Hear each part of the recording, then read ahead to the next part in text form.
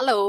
နွာအကြည့်ချမ်းမန်ကမှာဘန်ကကြည့်ချကန်နေလေဒီနေ့ကတော့စိတ်ကောက်တာကိုအင်္ဂလိပ်လိုဘယ်လိုပြောလဲဆိုတာလေးကိုပြောသွားမှာဖြစ်ပါတယ် Are you mad at me? Are you mad at me? Are you mad at me? Are you mad at me? Are you mad at me? Are you mad at me?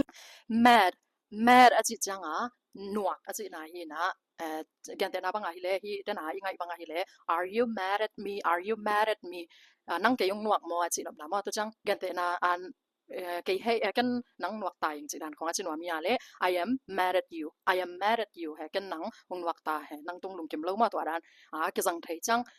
nuak kayo he hung nuak kayo chidan na chinwa na ya le don't be mad to dan na ke jang thai စိတ်ကောက်တာကို mad နဲ့တုံးရပါတယ်ဆိုတော့ခုနကတော့ဗီဒီယိုမှာဆိုလို့ရှိရင် are you mad at